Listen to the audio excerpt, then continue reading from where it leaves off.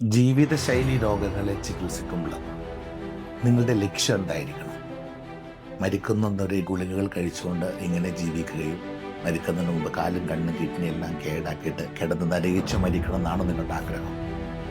So നിങ്ങളുടെ ഒന്നാമത്തെ ലക്ഷ്യം ഒരു കോംപ്ലിക്കേഷൻസ് വരാതെ ഏറ്റവും നല്ല ആരോഗ്യത്തോടുകൂടി ജീവിച്ചു മരിക്കുക. മനുഷ്യനെപ്പോലെ ഭക്ഷണങ്ങൾ കഴിച്ച് ആവശ്യത്തിന് വ്യായാമം ചെയ്ത് ഏറ്റവും നല്ല ആരോഗ്യത്തിൽ ഹെൽത്തി ഏജിങ്, ഏറ്റവും നല്ല ആരോഗ്യത്തോടുകൂടി ജീവിച്ചു മരിക്കണം.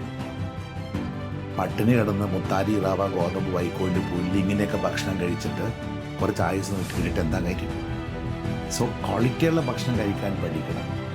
അതിനനുസരിച്ച് എങ്ങനെ വ്യായാമം ചൊല്ലുന്നു പഠിക്കണം. ബ്രീത്തിങ് എക്സസൈസ്, കാർഡിയക് എക്സസൈസ്, സ്ട്രെച്ചുകൾ. എക്സസൈസ് എന്ന് പറയുമ്പോൾ ജിമ്മിൽ പോയി കുറേ ഭാരമെടുക്കുന്ന ചിന്ത മനസ്സിന് കളയാം. വളരെ പ്ലാൻഡ് ആയിട്ടുള്ള വീട്ടിൽ ബെഡ്റൂമിലിരുന്ന്, വിസിറ്റിംഗ് റൂമിൽ, കിച്ചണിൽ നിന്ന് ചെയ്യാവുന്ന സിമ്പിൾ വ്യായാമങ്ങൾ പ്ലാൻ ചെയ്യുക. ഒപ്പം അതിനനുസരിച്ച് ഡയറ്റ് അതിനെക്കുറിച്ച് പഠിച്ച് മനസ്സിലാക്കിയിട്ട് കൺട്രോൾ ചെയ്യുക. No restrictions. എല്ലാ ഭക്ഷണങ്ങളും കഴിച്ചിരിക്കണം, പക്ഷെ അതിൻ്റെ കൺട്രോൾ പഠിക്കുക. ഏത് നല്ലത്, ഏത് ചീത്ത, ഏത് കൂടുതൽ, ഏത് കുറവ്.